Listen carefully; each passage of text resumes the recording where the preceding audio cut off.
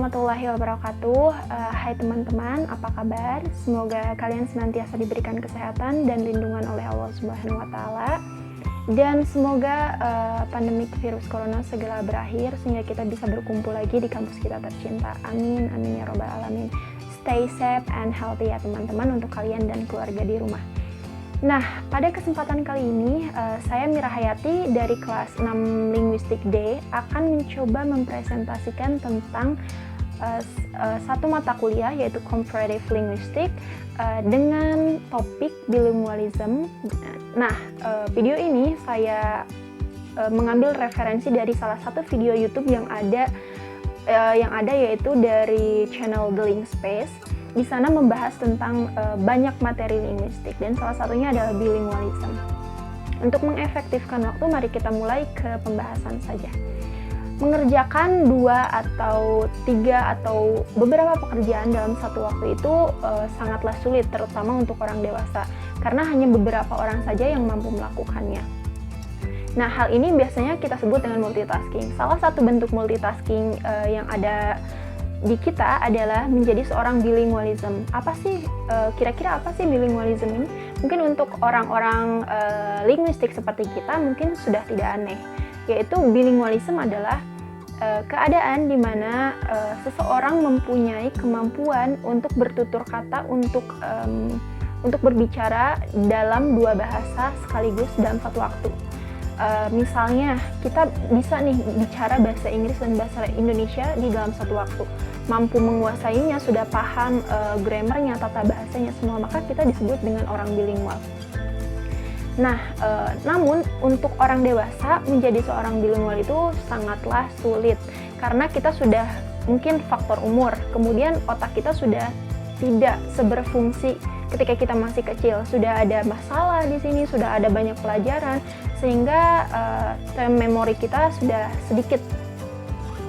Nah, menurut para linguis, berbeda halnya dengan bayi atau anak-anak, di mana mereka mampu untuk menjadi bilingual. Kenapa? Karena memori mereka, otak mereka belum diisi oleh banyak hal, sehingga ketika mereka diberikan ilmu baru, maka mereka bisa mengambilnya atau bisa menyerapnya, memahaminya dengan cepat. Maka para linguistik menyebut bayi atau anak-anak bilingual ini dengan sang linguistik genius.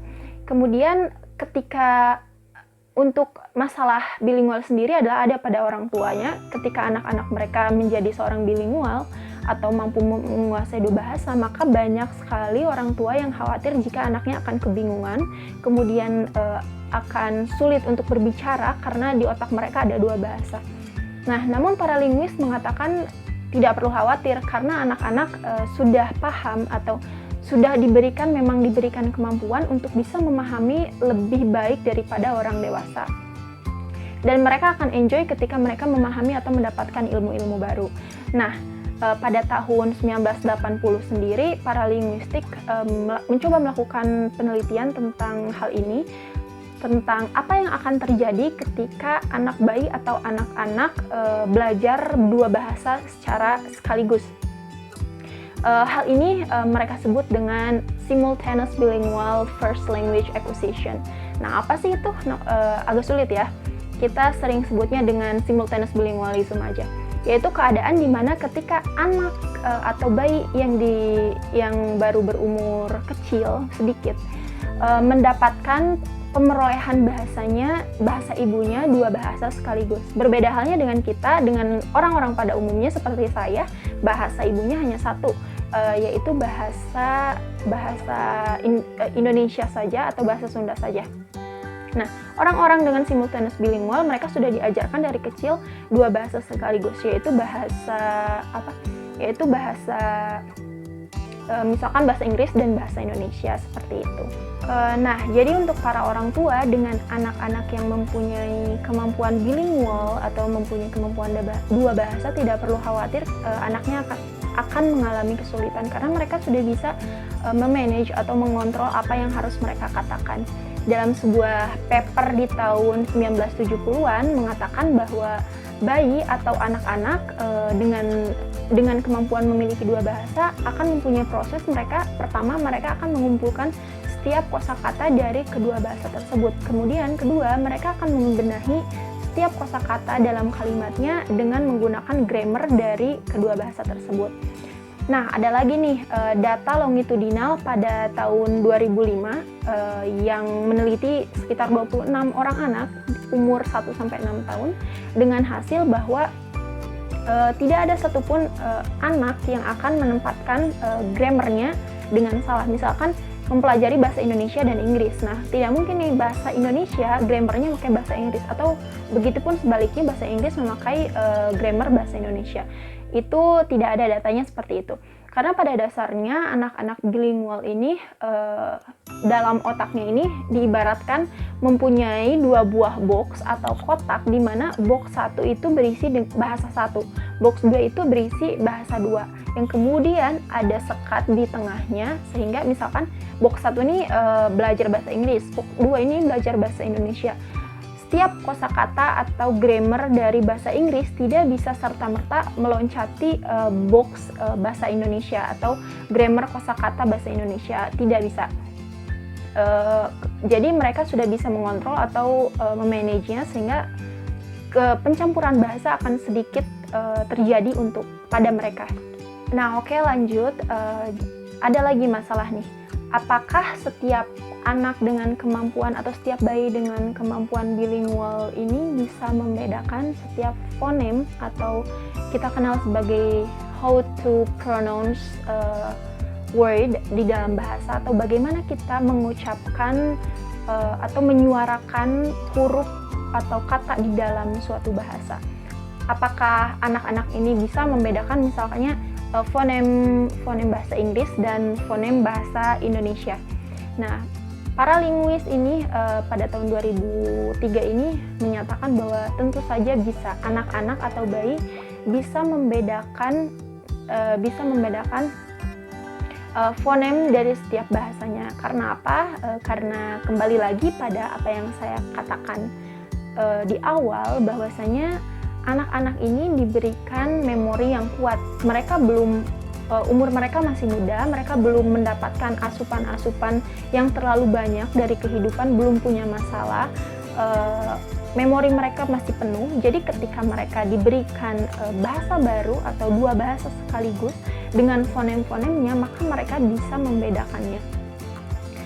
Kemudian beda lagi nih sama orang dewasa yang ketika mereka mempelajari bahasa lainnya di umur yang sudah cukup berumur, mereka akan sedikit mengalami kesulitan karena mereka sudah terbiasa atau sudah stuck dengan their own language atau bahasa mereka sendiri. Misalkan saya bahasanya Indonesia, dari kecil sampai umur sekarang bahasanya Indonesia. Ketika saya mempelajari bahasa Inggris atau bahasa baru, maka proses belajarnya akan memerlukan waktu yang lebih banyak dibandingkan bayi atau anak-anak tadi, karena otak saya sudah penuh dengan masalah, sudah penuh dengan pelajaran-pelajaran sebelumnya.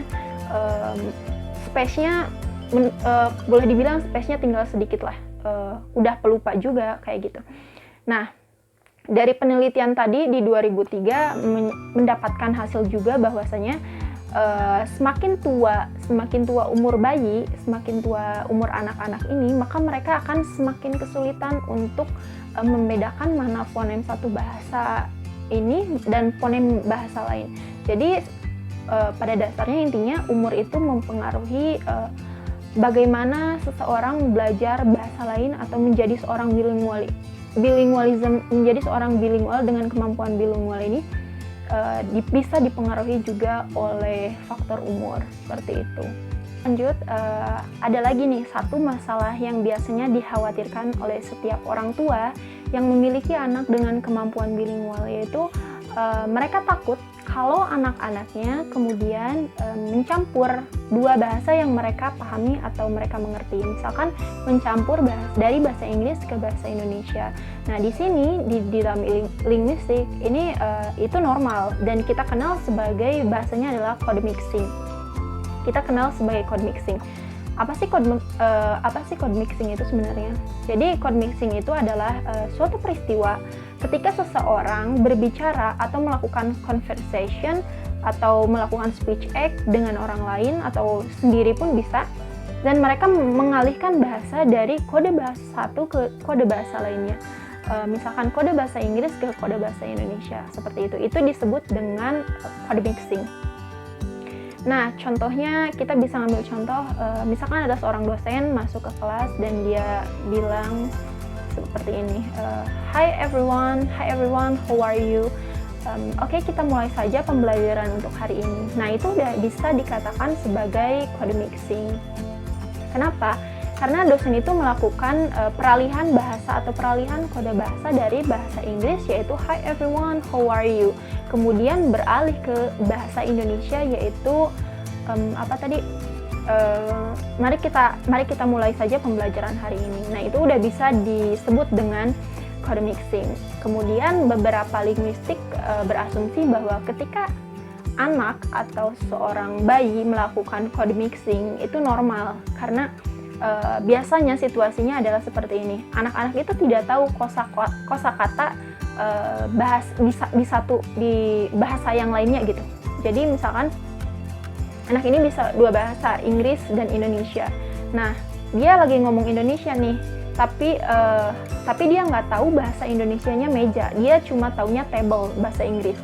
Nah, dia terpaksa ketika ngomong bahasa Indonesia, dia terpaksa memasukkan kata table di kalimatnya karena kemampuan kosakatanya yang masih sedikit, seperti itu. Itu biasa juga dilakukan oleh beberapa anak ketika mengalami kesulitan. Nah, ada beberapa linguis juga yang mempertanyakan, tapi kan banyak juga orang dewasa yang biasanya melakukan code switching. Nah, kemudian dijawab nih sama para linguis lainnya, yaitu ya emang iya bisa, benar saja hal ini bisa terjadi pada orang dewasa. Yang seperti tadi saya contohkan di contoh pertama, yaitu waktu dosen masuk kelas, itu kan jatuhnya orang dewasa ya. Jadi menurut para linguis yang menjawab, tapi kan orang dewasa juga bisa nih melakukan code mixing ini, ya memang bisa, tapi hal itu tergantung oleh beberapa faktor menurut para linguis itu. Ada 4 faktor di sini. Yang pertama adalah kepada siapa mereka berbicara sehingga mereka mengeluarkan ucapan atau speech act secara code mixing. Jadi orang yang diajak lawan bicaranya juga berpengaruh gitu. Misalkan situasinya adalah anak muda zaman sekarang di Indonesia biasanya melakukan code mixing ini. Misalkan orang Jakarta Selatan biasanya melakukan code mixing. Mereka lagi ngomong Indonesia, tiba-tiba ngomongnya bahasa Inggris. Itu masuknya sudah code mixing. Jadi tergantung kepada siapa kita berbicara. Ketika mereka berbicara dengan teman sepermainan di Jakarta Selatan, itu hal yang wajar untuk melakukan code switching itu. Code mixing, selalu tertukar ya code switching sama code mixing. Tapi sekarang kita bahas dulu code mixing. Kemudian faktor yang kedua adalah apa yang menjadi topik pembicaraan mereka sehingga mereka melakukan code mixing. Jadi topik pembicaraan yang lagi mereka bicarakan juga sangat-sangat berpengaruh terhadap terjadinya code mixing antara orang dewasa. Kemudian faktor yang ketiga adalah seberapa lancar dan seberapa mengerti orang dewasa itu ke dalam dua bahasanya. Ini jatuhnya kayak contoh yang saya tadi, ketika orang dewasa itu belum cukup paham atau mengerti, misalkan lagi ngomong bahasa Indonesia tapi mereka kehilangan kosakata dan adanya di bahasa Inggris. Akhirnya mereka terpaksa melakukan code mixing karena mereka belum terlalu mengerti dan belum terlalu lancar di bahasa Indonesia ini. Kemudian faktor yang keempat adalah seberapa formal situasinya. Jadi situasi formal juga berpengaruh. Situasi formal atau informal juga berpengaruh atas terjadinya si code mixing ini. Dan masih banyak lagi faktor-faktor lainnya. Nah, jadi intinya ketika seorang anak melakukan code mixing, memang karena pada dasarnya mereka belum cukup paham atau belum cukup banyak kosakata yang mereka terima, atau masih di dalam salah satu bahasanya masih terdapat kelemahan. Karena pada dasarnya di sini sekali lagi kita di sini membicarakan tentang bilingual yang ada pada anak-anak. pada bayi atau anak-anak, di mana mereka belajar semengalirnya gitu, tidak secara eksplisit mereka diajarkan. Jadi ketika mereka melakukan code mixing atau pencampuran bahasa, it's okay, it's normal. Karena membuat kesalahan itu nggak ada salahnya gitu. Namanya juga belajar kan, anak-anak juga, kita garis bawahi ya, di sini kita membahas anak-anak bukan orang dewasa. Nah kemudian menurut para linguis, ketika seorang anak sudah bisa mempelajari 2 bahasa di waktu yang muda, ketika mereka tumbuh menjadi orang dewasa, mereka tidak akan mengalami kesulitan ketika mempelajari bahasa lainnya. Jadi mereka bisa menjadi orang multilingual atau multilanguage gitu. Mereka bisa pakai banyak bahasa ketika mereka besar. Nah, jadi intinya atau kesimpulannya dari presentasi kali ini adalah bahwasanya untuk menjadi seorang bilingual, seorang dengan kemampuan bilingual, itu ada baiknya diajarkan sejak masa kanak-kanak, karena otak mereka masih mempunyai space yang banyak. Beda lagi dengan orang dewasa yang sudah mengalami banyak perubahan-perubahan atau seperti pelupa atau term memorinya udah penuh gitu, udah full, karena mereka juga mengalami banyak-banyak pembelajaran dan umurnya juga berbeda sekali gitu. Nah, ketika anak-anak melakukan kesalahan dalam atau melakukan hal yang salah ketika berbicara dalam 2 bahasa, itu juga normal. Karena pada dasarnya yang kita bicarakan di sini adalah anak-anak atau bayi dengan kemampuan bilingualism. Kemudian jadi intinya ada baiknya anak-anak itu diajarkan sejak kecil. Jangan menunggu sampai dia dewasa, sampai dia jangan pikirannya mending diajarkan ketika nanti dia dewasa saja. Tidak seperti itu teman-teman. Ada baiknya kita mengajarkan anak 2 bahasa atau 3 bahasa atau beberapa bahasa ketika masih kecil, ketika memori mereka masih kuat untuk menampung banyak-banyak ilmu itu.